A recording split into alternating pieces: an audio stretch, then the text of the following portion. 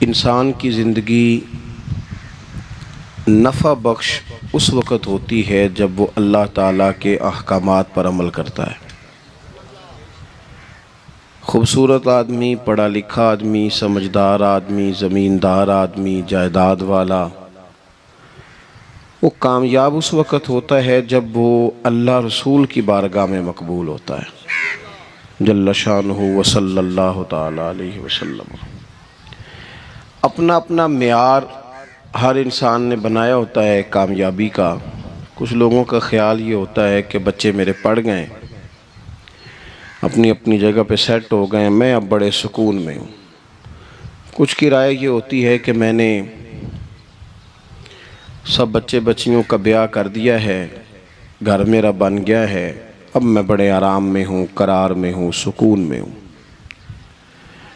تو اپنی اپنی رائے ہوتی ہے، لیکن حقیقت وہ ہے، اصل وہ ہے جسے اللہ کے قرآن نے بیان کیا۔ اللہ کریم نے فرمایا والعصر، اے محبوب علیہ السلام ہمیں آپ کے زمانہ مبارکہ کی قسم ہو، ان الانسان لفی خسر، فرمایا بے شک انسان خسارے میں، نقصان میں۔ وہ اپنے تئیں کوئی دعویٰ کر لیتا ہے، آپ دیکھتے ہیں کہ بہت سارے لوگوں کے دعوے اپنے اپنے ہوتے ہیں نا۔ کسی بھی طالب علم سے آپ پوچھیں پیپر دے کے آئے تو پیپر کیسا ہوا ہے تو کیا کہتا ہے؟ بولیے۔ جب کینڈیڈیٹ الیکشن لڑتے ہیں تو رات کو جب وہ سوتے ہیں تو سارے جیت کے ہی سوتے ہیں۔ ان کو سب یہی کہتے ہیں کہ لوگ سارے تیرے ساتھ ہی ہیں۔ حالات، یہ جتنے بادشاہ حکمران ہوتے ہیں ان کے بگڑنے کی بنیادی وجہ ہوتی ہے کہ یہ خوش فہمیوں میں مبتلا ہوتے ہیں۔ ہم میں سے بھی ڈھیر سارے لوگ ہیں جو خوش فہمیوں میں مبتلا ہیں۔ کچھ کہتے ہیں جناب ہماری نسبت بڑی تگڑی ہے۔ بھئی نسبت تو امام حسین سے تگڑی تو کسی کی نہیں نا، تو ساری رات نماز پڑھتے تھے، روزے رکھتے تھے، اللہ کو یاد کرتے تھے۔ آپ خالی نسبت پر بیٹھ کر عمل چھوڑ جائیں تو یہ کیسے ممکن ہے؟ تو اپنے اپنے تئیں لوگوں نے معیار کامیابی کے قائم کر لیے ہیں۔ اللہ فرماتا ہے کہ محبوب مجھے قسم ہو زمانے کی، انسان نقصان میں۔ یہ دن بدن جو وقت گزار رہا ہے تو اس کا نقصان، اس کا خسارہ، اس کا گھاٹا بڑھتا جا رہا ہے، روز نقصان میں۔ کتنا کتنا عمر کا حصہ لوگوں نے ضائع کر دیا، کتنے کتنے بہترین لوگ تھے لیکن روزی روٹی کے پیچھے وقت سارا برباد ہو گیا۔ یہ رزق حلال کے لیے دوڑ دھوپ ہو وہ تو بڑی بات ہے، لیکن تکبر کے لیے اور خواہشات، بیجا خواہشات کی تکمیل کے لیے، ایک دوسرے سے آگے بڑھنے کے لیے بڑا وقت ضائع کیا لوگوں نے۔ اچھا کوئی بھی نہیں جیتا، خاندانوں میں بھی کوئی نہیں جیتا، برادریوں میں بھی کوئی نہیں جیتا، پر لڑائی ساری زندگی کی ہے، میں نے آگے گزرنا، میں نے آگے، حالانکہ کوئی کسی کو جیتنے دیتا ہی نہیں۔ تو اپنے اپنے تئیں لوگوں نے معیار قائم کیے کامیابی کے۔ اللہ فرماتے ہیں بے شک انسان نقصان میں ہے، لیکن جس میں 4 خوبیاں پائی جائیں، ادھر دیکھو میری طرف، جس میں 4 خوبیاں پائی جائیں، اللہ کا قرآن کہتا ہے وہ بندہ کامیاب ہو جاتا ہے۔ 4 خوبیاں اس کے اندر ہو۔ کون کون سی؟ الا الذین آمنوا، سب نقصان میں نہیں سوائے ان لوگوں کے جو ایمان لائے۔ سب سے پہلے کیا کرے؟ ایمان ہو اس کے پاس، مضبوط ایمان۔ وعملوا الصالحات، اور ایمان بھی لائے اور نیک کام بھی کرے، اور صرف نیک کام نہ کرے، وَتَوَاصَوْا بِالْحَقِّ، لوگوں کو حق بات کی نصیحت بھی کرے۔ اور ظاہر ہے سچ بولے گا، حق بولے گا تو بڑے لوگوں کے مفادات کو ٹھیس پہنچے گی، کچھ لوگوں کو تکلیف بھی ہوگی، تو اب جب تکلیف ہوگی تو پھر مصیبت بھی آئے گی۔ تو اگر حق بات کہنی ہے تو پھر کیا کرے؟ وَتَوَاصَوْا بِالصَّبْرِ، پر ایک دوسرے کو صبر کی بھی وصیت کرے۔ 4 چیزیں پائی جائیں، ایمان، اعمال صالحہ، حق کی نصیحت، اس رستے میں آنے والی تکلیف پر صبر۔ اگر یہ 4 چیزیں میسر آتی ہیں تو اللہ کا قرآن کہتا ہے بندہ کامیاب ہے۔ اور اگر یہ 4 چیزیں نہیں تو پھر کوئی بندہ جتنا مرضی دعویٰ کرے، جتنا مرضی شور کرے، جتنا مرضی اعلان کرے، وہ کامیاب ہو سکتا؟ سب سے پہلے تو اپنا ایمان پکا کریں۔ یہ جو کچی پکی باتیں کرتے ہیں نا لوگ، بھئی مسلمان جو ہوتا ہے نا، مسلمان وہ لاوارث نہیں ہوتا، وہ وارث والا ہوتا ہے۔ اس کا رب ہر وقت اپنی رحمت سے اس کی حفاظت کرتا ہے۔ مسلمان ہر وقت نبی پاک علیہ السلام کے نگاہ کرم میں رہتا ہے۔ اسے کمزور باتیں نہیں کرنی چاہیے کہ میرے کو پیچھے چڑھ گیا تو پتہ نہیں کیا ہو جائے گا، برادری مخالف ہو گئی تو پتہ نہیں کیا ہو جائے گا، سچ بول دوں گا تو لوگ پتہ نہیں مجھے مار دیں گے۔ ایسا ہو نہیں سکتا۔ چھری حضرت ابراہیم چلائیں بھی نا تو حضرت اسماعیل کے حلق پہ چلنا اس نے تب بھی ہے جب اللہ حکم کرے گا، تو اللہ کی حکمت ہوگی۔ حکمت الہی ہوتی ہے تو کوئی کام ہوتا ہے، ورنہ ہوتا تو اپنی طبیعت میں مضبوط ایمان، توکل، اللہ پہ بھروسہ، مضبوطی افکار کی، کچی باتیں نہیں۔ جو لوگ کمزور ذہن رکھتے ہیں ساری زندگی فیصلہ ہی نہیں ہوتا، کوئی ڈرتے رہتے ہیں، سہمے سہمے وقت گزارتے ہیں۔ اپنے آپ کو فکری، یہ جو ایمان ہوتا ہے یہ بندے کو طاقتور کرتا ہے، بندہ مضبوط ہو جاتا ہے۔ مجھے بتائیے نا، جب ایمان پکا ہو کہ روزی دینے والا اللہ ہے تو پھر بندہ کسی مالدار آدمی کے پیچھے کبھی بھاگتا ہے؟ کبھی کسی بڑے آدمی سے ڈرتا ہے؟ جب اسے پتہ ہو کہ عزت اور ذلت اللہ کے دست قدرت میں ہے، پھر وہ سیاستیں، سازشیں، یہ کام کرتا ہے۔ تو پہلے تو مضبوطی ایمان درکار ہے ہمارے بچوں کے اندر، ہمارے مزاجوں کے اندر۔ جب تک وہ مضبوطی ایمان، حضرت مولا علی شیر خدا کرم اللہ تعالی وجہہ الکریم ایک دفعہ بڑے علیل ہو گئے، کمزوری آ جاتی ہے، بندہ بیمار ہو جاتا ہے۔ تو ہمارے ہاں بیمار لوگ بعض اوقات ایسا جملہ بولتے ہیں جو کفر کے زمرے میں چلا جاتا ہے۔ آپ پریشان ضرور ہیں، تکلیف میں ضرور ہیں، لیکن آپ بات وہی کریں گے جو شریعت اجازت دیتی ہے۔ حضرت علی شیر خدا شدید علیل تھے۔ ایک صحابی تیمارداری کرنے گئے تو حضرت مولا علی کا چہرہ دیکھ کے پریشان ہو گئے، کہنے لگے آپ تو بڑے سخت علیل ہیں، اللہ خیر کرے، اللہ تعالیٰ آپ کو صحت دے۔ تو حضرت علی کہنے لگے تو فکر نہ کر، مجھے اس بیماری سے کچھ بھی نہیں ہوگا۔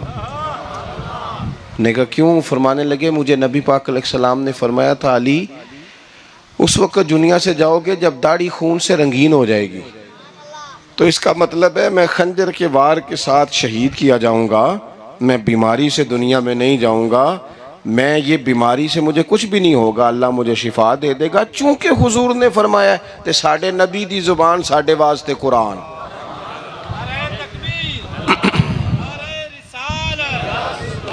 تو سب سے پہلے تو اپنے ایمان کے اندر، توکل کے اندر مضبوطی پیدا کریں۔ مسلمان دیکھو نا، نماز پڑھنے سے روزی میں برکت ہوتی ہے کہ نہیں؟ ویسے جو چوپ ہیں ان کی بھی ہوتی ہے کہ نہیں؟ نماز پڑھنے سے روزی میں برکت ہے، تو پھر اس کا مطلب یہ ہے کہ جب ٹائم آئے نا نماز کا تو گاہک جتنے مرضی کھڑے ہوں پھر دکان بند کرنی چاہیے، پھر نماز پڑھنی چاہیے، کیونکہ روزی تو اللہ نے دینی ہے، گاہکوں نے تو دینی۔ تو سب سے پہلے ضروری ہے مضبوطی ایمان۔ میری طرف دیکھیں جی، آپ ویڈیو ضرور بنائیں پر میری طرف بھی تو دیکھیں نا جی، اللہ آپ کو خوش رکھے۔ موبائل اللہ تو مہنگے دے وے، پر ساری دیڑی یہ کام تری نہ کروں۔ آپ بنائیں ضرور، میں ویڈیو بنانے سے منع نہیں کرتا، سارے بنائیں بے شک، پر دیکھیں میری طرف، میری بات پر غور کریں۔ دوستو، مضبوطی ایمان، توکل، اللہ کی ذات پر بھروسہ۔ آپ کبھی میدان کربلا کا پورا نقشہ اپنے سامنے رکھیں نا، پورا نقشہ۔ دو چیزیں ہیں، امام حسین کو نظر آ رہا ہے اب شہادت ہو جائے گی، اتنی بڑی فوج آئی ہے، خدا کی حکمت کے تقاضے سمجھ میں آ رہے ہیں، حالات کیا ہوں گے سمجھ آ رہی، پر ایک لمحے کے لیے بھی ان کا توکل کمزور نہیں ہوا۔ اپنے رب پر جو مضبوط بھروسہ ہے، مضبوط۔ سیدہ طیبہ طاہرہ حضرت فاطمہ الزہرا رضی اللہ تعالی عنہا نا اونٹ کے بالوں کی بنی ہوئی چادر اوڑھ کر چکی پیس رہی تھی۔ یہاں بیویاں بڑا روتی ہیں، غریبی بڑی ہے، بڑی غریبی ہے. حالانکہ اب کون بندہ پہ بند والے کپڑے پہنتا ہے جی، دور ہی گزر گیا. اب تو بڑی مشکل سے وہ لوگ ملتے ہیں جو جوتا ٹوٹ جائے تو گانٹھ کے پہنے، ورنہ تو نئے جوتے آ جاتے ہیں.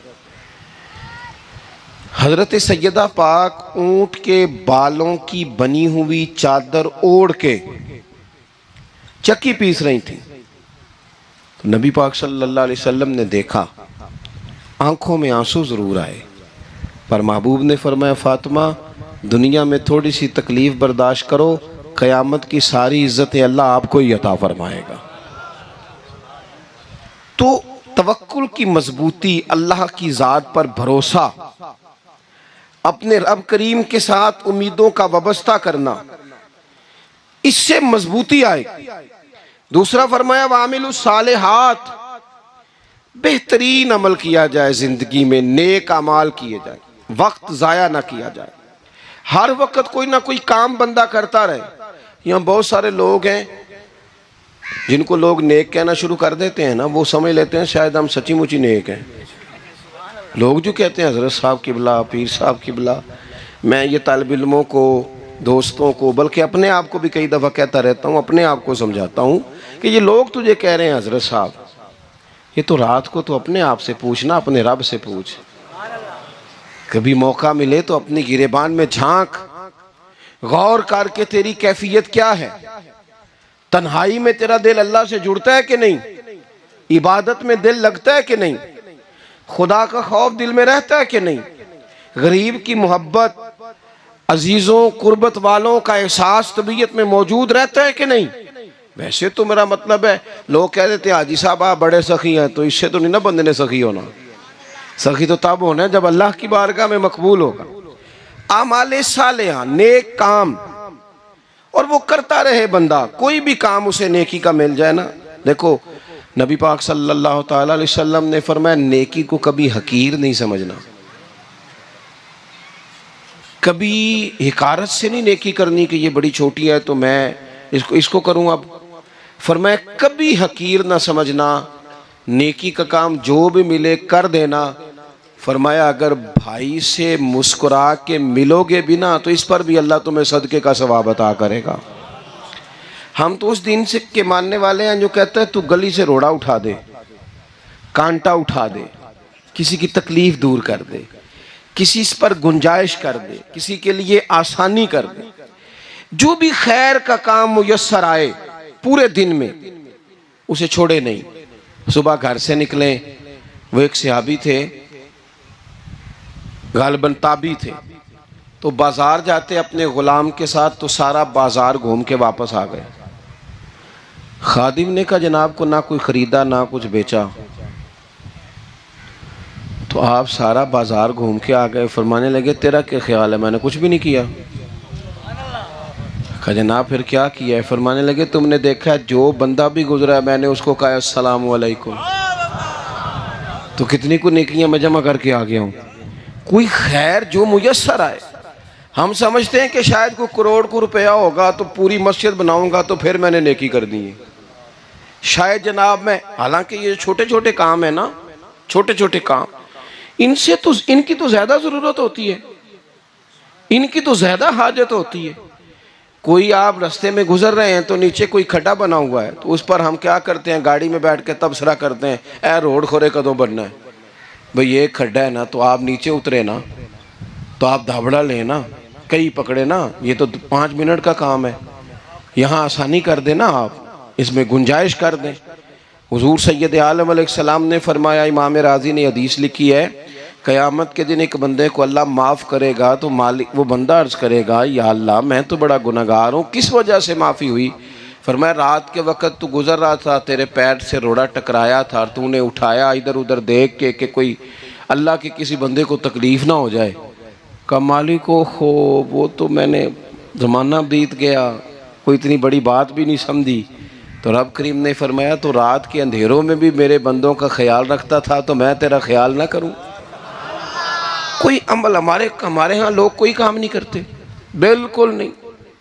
کوئی کام نہیں، نہ بڑے نہ چھوٹے نہ سمجھدار نہ ان پڑھ، کچھ بھی نہیں، نشستن گفتن برخاستن، بیٹھو راج کے گپے مارو، تبصرے کرو فلانا کچھ نہیں کر رہا، فلانا کچھ نہیں کر رہا، اس کے بعد اٹھ کے چلے جاؤ، کچھ کریں۔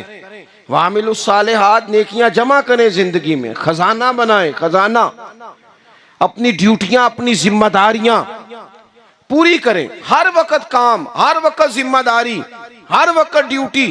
دیکھیں نا امام حسن اور حسین، ان کی آپ کبھی زندگی کا مطالعہ کریں، فرض نماز کے علاوہ 100 رکعت نماز نفل روز پڑھنی ہے، پتہ کرنا ہے غریب کہاں کہاں ہیں، ان کا خیال رکھنا ہے، اور نیرے پیسے نہیں دینے۔ ہمارے لوگ غریبوں کو پیسے ضرور دیتے ہیں، عزت نہیں دیتے، ان کو 4 پیسے کی مدد ضرور کر دیتے ہیں، پر عزت نفس کا خیال نہیں رکھتے۔ امام زین العابدین رضی اللہ تعالیٰ عنہ فرماتے ہیں، گزر رہے تھے، آپ دیکھیں نا امام غزالی حدیث لائے ہیں کہ بندہ اور کچھ نہ کرے، کسی مومن کا دل راضی کر دے تو اللہ 60 سال کی نفلی عبادت کا ثواب عطا کرتا ہے۔ دل بدستاور کے حج اکبر است، از ہزاراں کعبہ یک دل بہتر است۔ کسی کا دل خوش کر دینا، اس کو راحت دے دینا، اس کو قرار دے دینا، اس کے لیے کوئی ایسا سامان کر دینا کہ بندہ مطمئن ہو جائے، سکون ہو جائے۔ یہ ہمارے ہاں جو لوگ ہوتے ہیں نا سرکاری ملازمین، ڈیوٹیوں والے، ان کی طبیعتوں میں تلخی ہوتی ہے۔ یہ اگر صرف پیار کرنے لگ جائے نا، سے وابستہ لوگ میرے احباب میں سے ہیں، تو میں ان سے کہتا ہوں کہ شفا تو اللہ نے دینی ہے، چلو تم دعائی تو آس کے دیا کرو نا، تم آنے والے کی بات تو توجہ سے سنو۔ وہ بیچارہ اپنی بات، ہمارے ایک بزرگ تھے تو تعویذ لکھا کرتے تھے، بڑے عالم تھے، مجھے کچھ تھوڑی سی نا میرے دل میں ان کے بارے میں خفگی رہتی تھی کہ آپ اتنے بڑے عالم ہیں، آپ کتاب لکھیں، آپ تعویذ لکھ رہے ہیں، اور پھر لوگوں نے کمائی کرنی ہوتی ہے، آپ تو مفت دیتے ہیں سارا کچھ، اتنی لمبی ڈیوٹی، سارا دن بیٹھے رہتے ہیں آپ اور لکھتے تعویذ ہیں، پڑھائیں آپ۔ میں نے ایک دن ان سے گزارش کی، میں نے کہا شیخ آپ بڑے آدمی ہیں، جن لوگوں کو اللہ نے رسوخ فی العلم عطا فرمایا ہوتا ہے ان میں سے آپ ہیں، اللہ نے آپ کو پختگی دی ہے، علم میں شعوری عالم میں، آپ سارا دن تعویذ۔ فرمانے لگے یار میں تعویذ نہیں لکھتا،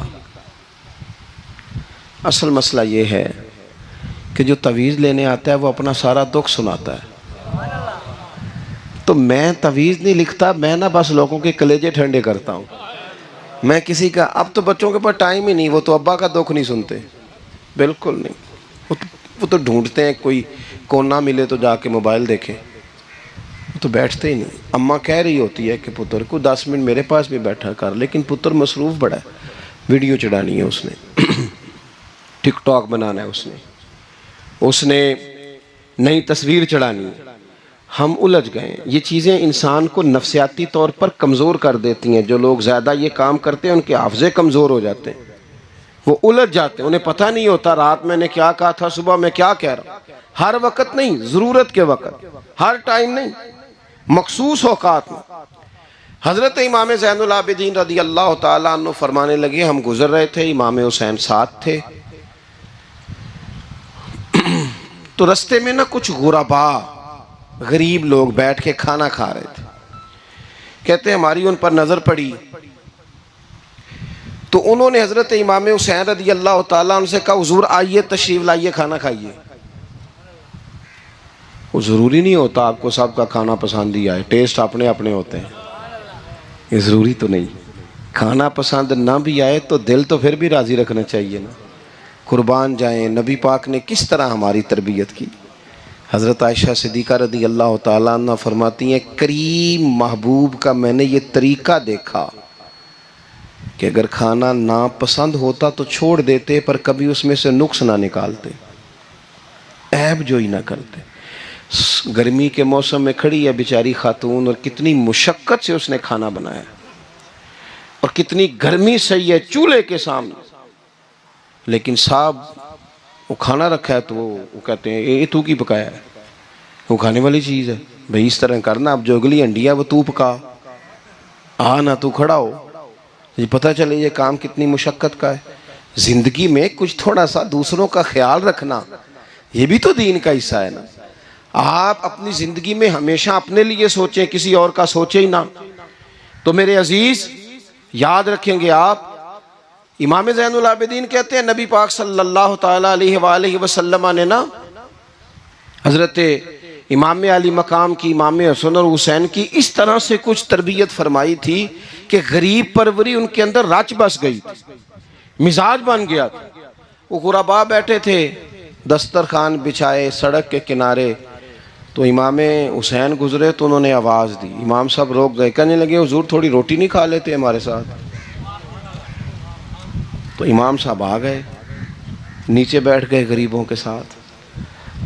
کوئی جرت کرے نا، چلو امیروں نے تو غریبوں کے ساتھ بیٹھنے کی جرت نہیں کرنی، کوئی پیر ہی بیٹھ جائے غریبوں کے ساتھ، وہی مہربانی کر دے کہ میں پیر صاحب ہوں، قبلہ ہوں، تو میں ہی چلو لنگر کھا لوں مریدوں کے ساتھ بیٹھ کے۔ ہماری تو محفلوں میں بھی نا جی، نعت خانوں کا، مولویوں کا، دوسروں کا کھانا اور ہوتا ہے، اور غریب آدمی کو شاپر میں چاول ڈال کے دیتے ہیں اور ساتھ اسے کہتے ہیں یہ لنگر شریف ہے۔ بھئی اگر یہ شریف ہے، تبرک ہے، تو اے پیر صاحب نو نہیں سی لنگدا، اڑتا ہے گلے میں لنگر ان کو۔ یہ لنگر شریف جو ہے یہ نعت خان کو بھی تو گزرنا، تبرک ہے کہ نہیں؟ ہاں نہ تو کرو نا، تو جیڑی زیادہ تبرک والی شے ہے وہ پیرانوں بھی تو کھانی چاہیے نا، نعت خان کو بھی اس کے لیے لہدہ سے مرغ مسلم اعلیٰ کھانے۔ میں اکثر دوستوں سے کہتا ہوں چلو میلاد شریف پہ ہی صحیح سب کے لیے اچھا کھانا پکاؤ، چلو جس غریبوں کے بچوں کو بیچاروں کو سارا سال وہ بوٹیوں کے لیے لڑتے ہیں، تم میلاد بھی اچھی روٹی پکا دو، تو بچہ جب کھائے گا نا بہت ساریاں بوٹیاں اور چاول، اور اپنے ابا سے پوچھے گا کہ ابا جی آج کی گل ہے، بڑا گوشت پہ لبد ہے، تو ہو سکتا ہے غریب باپ روئی پڑے اور اسے کہے پتر تو آج راج راج کے کھاج ساڑھے نبی پاک دا میلاد شریف ہے۔ تو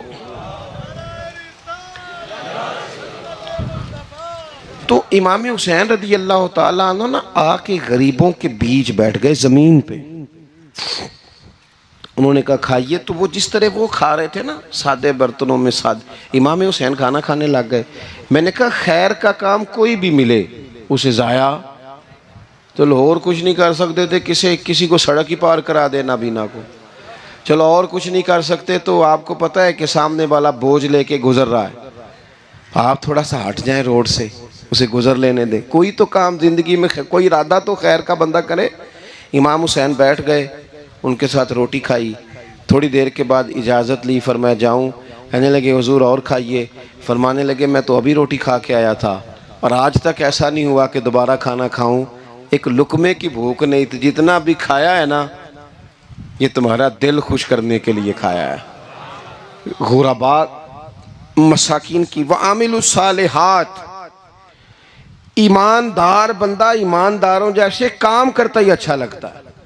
25 حج کیا امام حسن اور حسین نے مدینے سے مکے پیدل جا کے، کتنے بولیے؟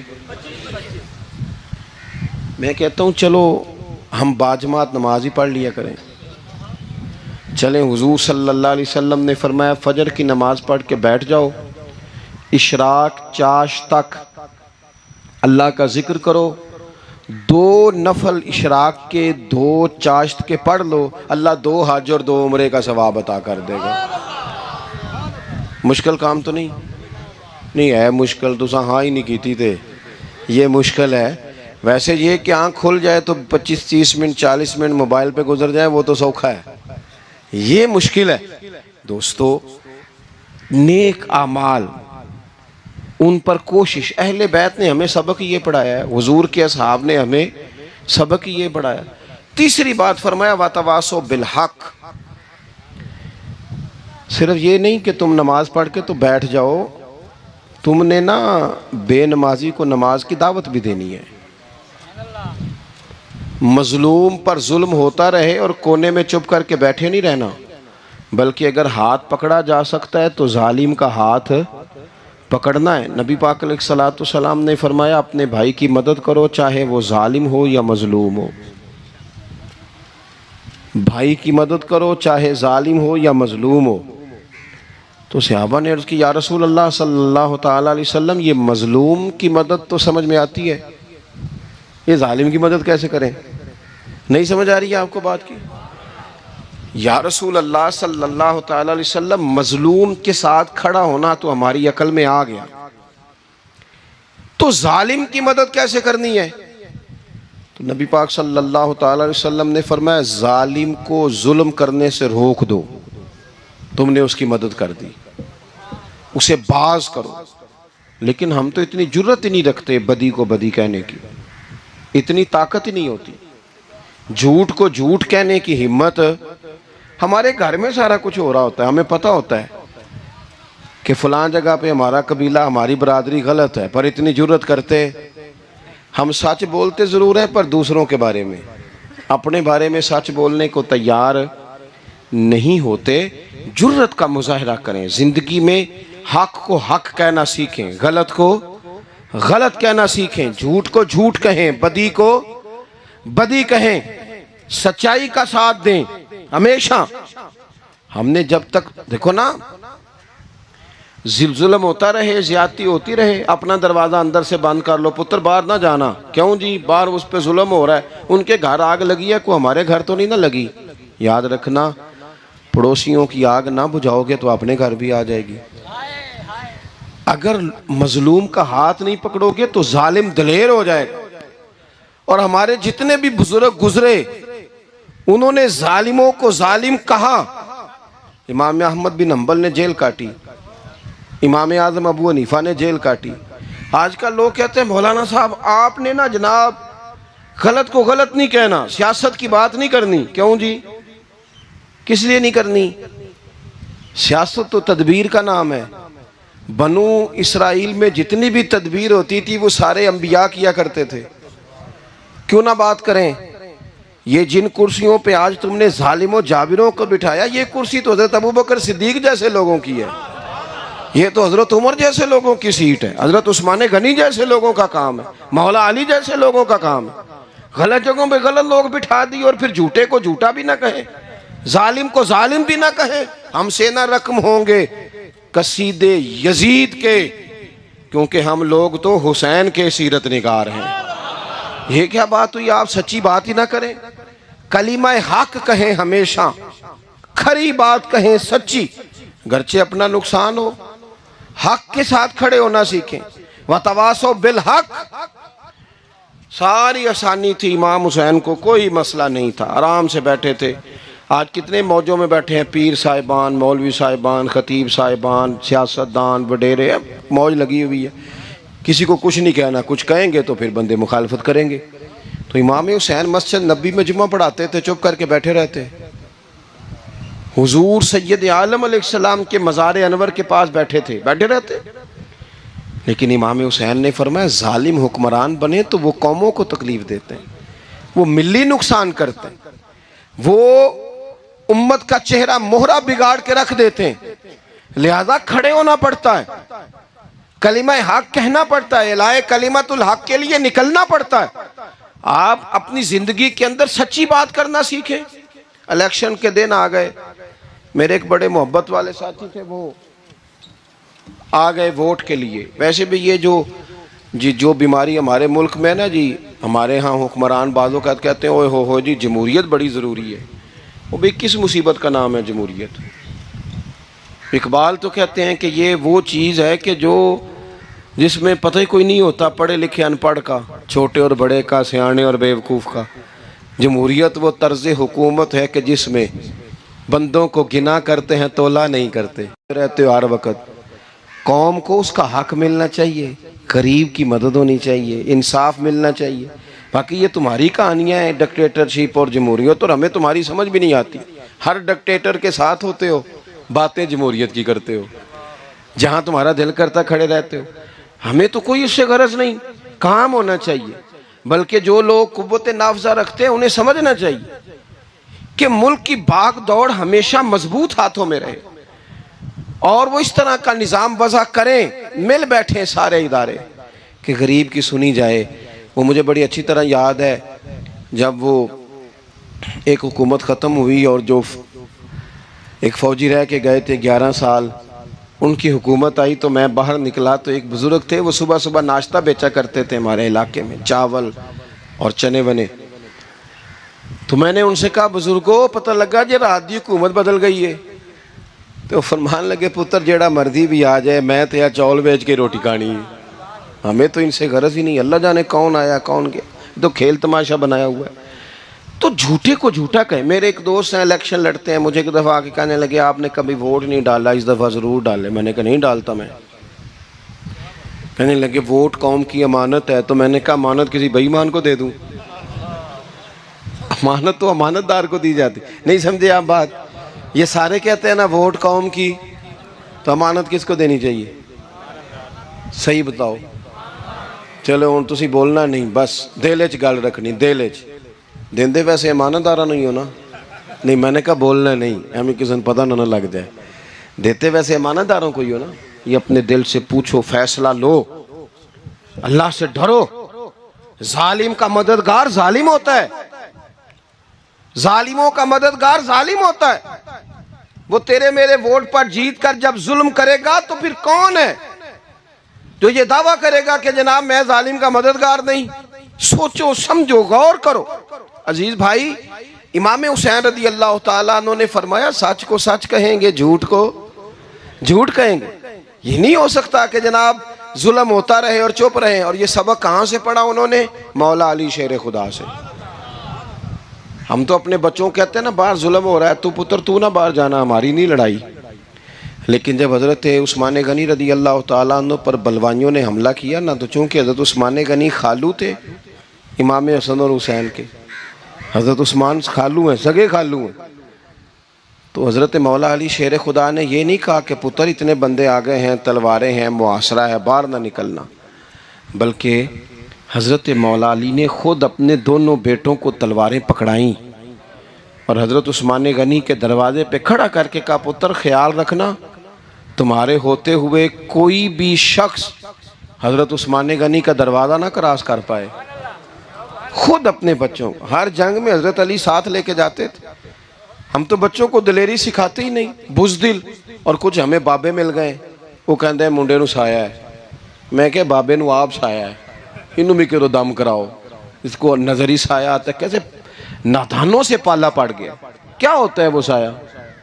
اچھے بھلے سیانے نوجوان بتی بند کر کے اندر لیٹا ہوا ہے بچہ, بابا کہہ گیا انہوں سایہ ہے. بابا کہڑا کہہ گیا جڑا باہر روٹی لین آیا سی, بھی ایڈی پہنچی سرکار ہوندی تے ٹکر ہی گھر کھا لیندی.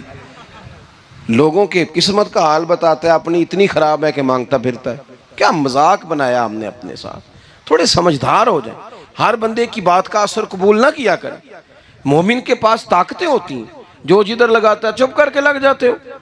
ان الذین قالوا ربنا اللہ ثم استقاموا تتنزل علیہم الملائکہ. اللہ کہتا ہے تو ڈٹنا سیکھ, رب کا نام لے کے ڈٹ جا, رب تیری مدد کے لیے فرشتے بھی نازل کر دے گا. کھڑے ہونا سیکھیں, جس کا جو ماننا آتا ہے وہ تباہی کر کے گزر جاتا ہے, بالکل قطعاً نہیں. تو امام حسین نے صحیح کو صحیح کہا, غلط کو غلط کہا, اور ڈٹ کے کہا, اور پورے وثوق سے کہا, اور پوری وہ حضرت امام ابو مالک کھڑے تھے نا, تو یہ بادشاہ بڑی بڑی غلط باتیں بھی کرتے ہیں. اچھا چلیں صحیح بتائیں آپ, میں آپ کو اپنی بات بتاتا ہوں. کئی دفعہ ایسے ہوتا ہے, کئی دفعہ کہ بات کوئی ہو جاتی ہے, کر لیتے ہیں, تو کوئی ساتھی توجہ دلاتا ہے کہ آپ تو بولتے بولتے یہ کہہ گئے, تو احساس ہوتا ہے ہو یار غلطی ہو گئی, ہو جاتا ہے. بڑے بڑے جو محدثین تھے, بڑے بڑے لوگ, انہوں نے کہا یار ہماری یہ رائے تھی, پھر اس کے بعد ہمیں یہ پتہ چل گیا اب ہماری رائے بدل گئی ہے. اس کو رجوع کرنا کہتے ہیں. بڑے بڑے لوگوں نے کر لیا. لیکن ہماری سیاسی جماعتوں کا حال یہ ہے کہ ان کے کسی کارکن سے پوچھے نا تمہارے لیڈر نے کبھی غلطی کی ہے, کیوں کیا نے, کیوں معاذ اللہ یہ فرشتے کیا ہیں, یہ غلطی نہیں کر سکتے. اگر بڑے بڑے لوگ کہتے ہیں یار یہاں ہم بھول گئے تھے, حتیٰ کہ صحابہ کرام علیہم رضوان اپنی رائے سے رجوع کرتے, یہاں کیا حال ہو گیا, کس چکر میں ہم پڑ گئے. جماعتوں کو بت نہ بناؤ, وہ جماعتیں رہنے دو, اگرچہ بت ہیں جماعت کی آستینوں میں, پر مجھے حکم اذاں لا الہ الا اللہ. تو سچ کو سچ, جھوٹ کو جھوٹ. حضرت امام ابو مالک کھڑے تھے تو ہارون رشید بادشاہ تھا. کچھ بڑے خوش آمدی لوگ ہوتے ہیں, نہیں جی نہیں سرکار آپ کی تو کیا بات ہے, کیوں جی اتنی تعریفیں کیوں کر رہے ہو, کہتے ہیں اس نے خرچہ کیا مسجد بنوا کے دی ہے. یہ جناب چندے دیتا ہے. او خدا کے بندو، چندہ دینے کا مطلب یہ جو مرضی کہہ جائے. حضرت امام مالک ہارون رشید کے بڑے بادشاہ کے دربار میں کھڑے تھے، کسی بڑے کے، ہارون رشید تھا یا کوئی اور تھا. تو وہ نا مکھی بار بار بادشاہ کو تنگ کرتی. مکھی کئی دفعہ نہیں قابو آتی، 3-4 بندے بھی لگ جائیں تو نہیں قابو آتی، پکڑی نہیں جاتی. مکھی جو ہوئی، وہ مکھی بڑا تنگ کر رہی تھی. تو اس نے غلط جملہ کہہ دیا، غلط کہنے لگا معاذ اللہ ثم معاذ اللہ، نقل کفر کفر نہ باشے. کہنے لگا امام مالک سے کیا ضرورت تھی اللہ تعالیٰ کو یہ مکھی کیوں بنائی؟ اللہ کی تخلیق پر اعتراض کر رہا ہے معاذ. اب خوش آمدی کو بندہ ہوتا تو کہتا جی وہ مسئلہ یہ ہے جی، وہ اصل بات یہ ہے جی، آپ بیٹھیں جی، ٹھنڈے دماغ سے سمجھاتا ہوں. لیکن وہ نشے میں چور ہے نا، تخت پہ بیٹھا ہے، سخت بات کر دی کہ کیوں بنائی مکھی. تو امام صاحب اٹھ کے کھڑے ہو گئے، ہاتھ میں چھڑی پکڑی تھی، زور سے زمین پہ ماری. فرمانے لگے یہ مکھی نا اللہ نے تیرے جیسے لوگوں کا غرور توڑنے کے لیے بنائی ہے کہ سنبھالی تو تم سے مکھی بھی نہیں جاتی تو دعوے بڑے کرتے ہو. یہ تیرے جیسے بندوں کا غرور توڑنے کو بنائی ہے. چپ کر گیا، کہنے لگا حضور غلطی ہو گئی تھی، آئندہ نہیں کروں گا. تو آپ جب جھوٹ کو جھوٹ کہتے ہیں اور سچ کو سچ کہتے ہیں، حق کی تعریف کرتے ہیں، باطل کو بیان کرتے ہیں، پھر لوگ مخالفت کرتے ہیں. اب جب لوگ مخالفت کریں گے پھر تکلیف آئے گی. اور تکلیفیں بڑی سونی ہوتی ہیں. جب تکلیف آئے تو رب کہتا ہے وَتَوَاصَوْا بِالصَّبْرِ، اب ایک دوسرے کو صبر کی نصیحت کرو. یہ جب دکھ آتے ہیں نا، دکھ بندے کو نرم کر دیتے ہیں. بیماری نفسانی خواہشات کو ختم کر دیتی ہے. بیمار بندہ، اس کا کسی غلطی کی طرف دھیان ہی نہیں جاتا، وہ پورا جڑ جاتا ہے اپنے رب سے، اس کے اندر سے نفسانی خواہشات ختم ہو جاتی ہیں. جب آپ دکھی ہوتے ہیں نا، پھر کوئی سجدے کا مزہ آتا ہے، پھر کوئی دعا میں لطف آتا ہے، پھر کوئی رب سے دل لگانے میں مزہ آتا ہے.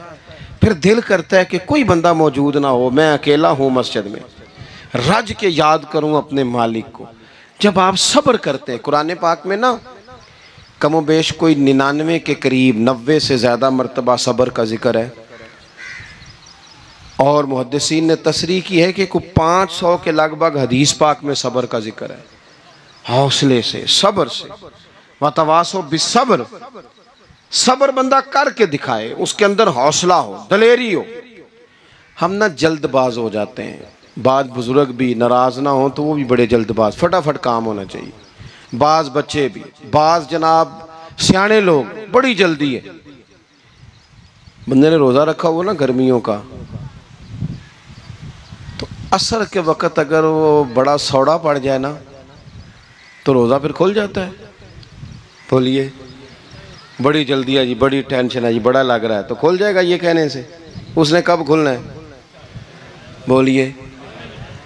آپ کو تکلیف ہو گئی، آپ کو خدا نہ خواستہ ڈاکٹر نے کہا چھوٹا سا آپریٹ کرنا ہے آپ کا، شام کو ٹھیک ہو جائیں گے جی؟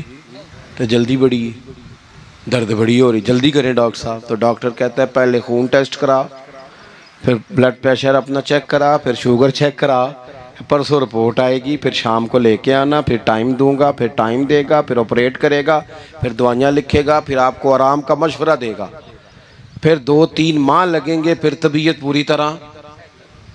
تو کرنا کیا پڑے گا؟ صبر. کیا کرنا پڑے گا؟ صبر. صبر زندگی میں ضروری ہے. اگر صبر نہیں تو پھر کوئی کام بھی. اپنے مزاج میں حوصلہ لائیں، حلم ہو، بردباری ہو، صبر ہو، تحمل ہو. امام علی مقام رضی اللہ تعالیٰ عنہ کو آپ دیکھ لیں، میدان کربلا پورا پڑھ لیں، آپ پوری تاریخ روایات کھنگال کے دیکھ لیں. سامنے تلواریں تھیں یزید کے لشکر کے پاس، امام کے پاس حوصلہ تھا.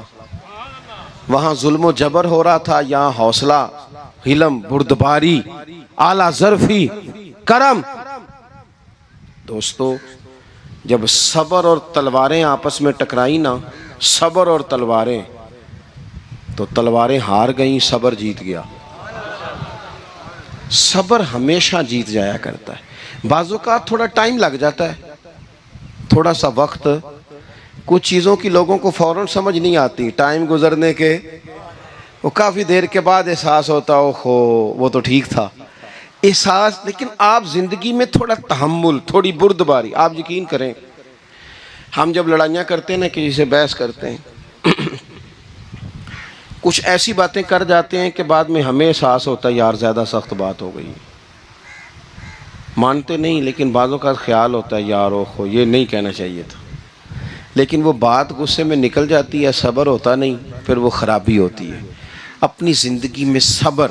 یہ تھوڑی بہت جو تکلیفیں آتی ہیں نا، میں گیا ہوا تھا سندھ کے سفر پر، تو موٹر وے سے، سکھر سے موٹر وے لاہور آتا ہے. اب سفر آسان ہو گیا ہے. تو میں نے اپنے ڈرائیور سے کہا لو میاں اب سہولت ہو گئی تمہیں، اب تو سارا موٹر وے لاہور تک آسان ہو گیا. تو مجھے کہنے لگا نہیں حضرت صاحب یہ مشکل ہے. میں نے کہا جی کیوں؟ کہنے لگے نیند آنے لگ جاتی ہے. بالکل سیدھی سڑک ہے نا، اگر کوئی سپیڈ بریکر ہو، کوئی رکشے والا بھی آئے، کوئی ریڑھی والا چاچا ناراض بھی ہو کہ ویک کے نہیں چلائی جاندی، تو بندہ تھوڑا جاگتا رہتا ہے تھوڑا نا. وہ تو زندگی میں جو رکاوٹیں آتی ہیں نا، یہ تو بندے کو جگانے کے لیے آتی. ان مع العسر یسرا ان مع العسر یسرا. ایک دفعہ اگر مشکل آئے تو اللہ دو آسانیاں دیتا ہے. ہم نہ گھبرا جاتے ہیں. یہ دکھ تو بڑے پیارے ہوتے ہیں، یہ تو بڑے نفع بخش ہوتے ہیں، یہ تو فائدہ کرتے ہیں بندے کا. تکلیفیں جیسے جیسے زندگی میں آتی ہیں بندہ پالش ہوتا جاتا ہے. جیسے جیسے میں اکثر دوستوں سے کہتا ہوں کبھی مشکل آ جائے اور کوئی بندہ ساتھ نہ بندے کے چلے، نہ رشتہ دار چلے، نہ دوست چلے، نہ گلی محلہ کوئی ساتھ نہ چلے، تو ہم شکوے کرتے ہیں. حالانکہ شکوے نہیں کرنے چاہیے. اگر یہ ساتھ نہ کوئی بھی چلے تو بندے کو اکیلے لڑنے کا حوصلہ نصیب ہو جاتا ہے. اسے پھر ہمت مل جاتی ہے کہ یہ سفر میں نے اکیلے طے کرنا ہے. تو امام علی مقام کی زندگی، یہ ساری چیزیں ان کو ملاحظہ کریں گے تو چار باتیں کھل کے سامنے آئیں گی. پختگی ایمان کی، شوق اعمال صالحہ کا، بات کرنی ہے تو ہمیشہ حق کی کرنی ہے، سامنے کوئی بھی ہو کبھی جھوٹ کا ساتھ. اور چوتھی بات یہ کہ صبر، تحمل، حوصلہ. میں نے قرآن مجید ایک جگہ سے اور تلاوت کیا تھا، وہ بھی تھوڑی سی بات آپ سے عرض کرنی ہے، پھر میں بات ختم کرنے لگا ہوں. یہ جو حضور کے صحابہ اور اہل بیت ہیں نا، ان کا آپس میں بڑا گہرا رشتہ ہے، بڑا خوب پیار ہے ان کا. کچھ لوگوں کی نا دکان تب چلتی ہے جب وہ ان کا اختلاف ثابت کریں. دکانیں تب چلتی ہیں چونکہ نبی پاک صلی اللہ علیہ وسلم نے فرمایا شیطان مایوس ہو گیا ہے، اب وہ لوگوں سے بت پرستی نہیں کرا سکے گا لیکن تمہیں لڑائے گا. ظالم ہے کہ صحابہ اور اہل بیت کو لڑا دیتے. خدا کے بندو تمہیں پتہ ہی نہیں تم کن کی بات کر رہے ہو. پہلے اپنی حیثیت دیکھو، یہ لوگ کتنی شانوں والے ہیں، تم کن کا تذکرہ کر رہے ہو. ان کے تو نام لیتے وقت کئی دفعہ ڈر آتا ہے کہ زبانیں بھی اس قابل ہیں کہ نہیں. قرآن مجید نے کہا محمد الرسول اللہ، محمد صلی اللہ علیہ وسلم اللہ کے رسول ہیں، والذین معہ، اور جو ان کے ساتھ ہیں. یہ قرآن پاک کے دو جملے ہمیشہ یاد رکھیں، تاریخ رکھے سنبھال کے لوگ اپنے پاس. قرآن پاک نے دو باتیں کی، فرمایا اشداء علی الکفار، یہ جو حضور کے ساتھ ہیں یہ کافروں پر سخت ہیں، رحماء بینہم، آپس میں بڑے مہربان ہیں. تو جب اللہ کہتا ہے آپس میں مہربان ہے، نہیں سمجھ آئی بات کی آپ کو؟ اللہ کہتا ہے کہ آپس میں بولیے، تو پھر اللہ کی بات ماننی ہے یا کسی لڑانے والے کی بات ماننی ہے؟ اللہ کہتا ہے یہ آپس میں. باقی ہے رائے کا اختلاف، تو باپ بیٹے کا بھی ہو جاتا ہے، ہوتا ہے کہ نہیں؟ ابا کہتا ہے یہ کام کر لیں، پتر کہتا ہے. حضور صحابہ سے مشورہ لیتے تھے، کئی دفعہ نبی پاک نے صحابہ کی رائے پہ عمل کیا. تو صحابہ میں بہت سارے معاملات اجتہادی ہوئے لیکن ان میں عداوت نہیں تھی، ذاتی رنجشیں نہیں تھیں، بغض نہیں تھا، ان کے دل ایک دوسرے کے حق میں نرم تھے. لہٰذا شرارت جلدی قبول کرتا ہے بندے کا دماغ، شرارتیں نہ قبول کریں. کوشش کریں کہ جو ان لوگوں کی تعریف کتاب و سنت میں ہمارے سامنے آتی ہے ہم صرف اسی تعریف پر عمل کریں. ایک بات صرف سن لیں اور میں اپنی بات کو سمیٹوں، آپ کو لطف آئے گا. تمام صحابہ حضور کے گرد بیٹھے تھے اور جہاں سب لوگ بیٹھے تھے وہاں جگہ ذرا کم تھی. حضرت سیدنا ابو بکر صدیق رضی اللہ تعالیٰ عنہ بالکل حضور کے ساتھ بیٹھے تھے، وہ آج بھی بالکل ہی حضور کے ساتھ ہیں۔ کیا مقدر ہیں صدیق و فاروق کے، جن کے گھر رحمتوں کے خزینے میں بالکل ساتھ بیٹھے تھے۔ اچانک حضرت مولا علی شیر خدا آ گئے۔ کوئی سے ابھی بھی اٹھ کر جگہ دے دیتا اور سارے دینا بھی چاہ رہے تھے، لیکن حضرت مولا علی جیسے ہی آئے نا، سب سے پہلے حضرت صدیق اکبر اٹھے اور بازو تھام کے آگے جا کے بڑھ کے مولا علی کا بازو تھام کے حضور کے قریب لا کے بٹھایا، خود ذرا سائیڈ پہ ہو کے بیٹھ گئے۔ اب یہ حضور کے سامنے سارا کچھ ہو رہا ہے تو بولنا کس نے تھا؟ کسی کو ضرورت ہی نہیں ہوتی تھی محبوب کے سامنے کوئی تبصرہ کرے، کوئی کر ہی نہیں سکتا تھا، کسی کو ضرورت ہی نہیں تھی، کوئی نہ بولا، خود رسول کریم بولے اور حضور فرمانے لگ گیا، دیکھا تم نے میرے ابو بکر نے کیا کیا ہے؟ اور پھر حضور نے جملے کہے وہ یاد رکھنے والے ہیں، شیخ اسماعیل حقی نے اس کو لکھا ہے، نبی کریم فرمانے لگے عزت والا ہی کسی کو عزت دیا کرتا ہے، فضل والے لوگ ہی دوسرے کا فضل سمجھا کرتے ہیں۔ تو یہ تو صاحب عزت لوگ تھے، یہ تو ایک دوسرے کو عزتیں دیتے تھے۔ تم کون ہو جو عزتیں اتار رہے ہو؟ تم کون ہو جو اس طرح کا لہجہ اختیار کیے ہوئے ہو؟ تو ان لوگوں کا آپس میں گہرا تعلق، رب، پیار، محبتیں، خلوص، وارفتگیاں، تو کبھی بھی کسی ایسے شخص کے چکر میں نہ آئیں جو ہمیں ان لوگوں سے لڑانے کی صحیح کرے۔ اللہ تعالیٰ کی بارگاہ میں دعا کرتا ہوں جو میں نے کہا ہے اللہ اسے قبول فرمائے، جہاں بھول گئے ہیں اللہ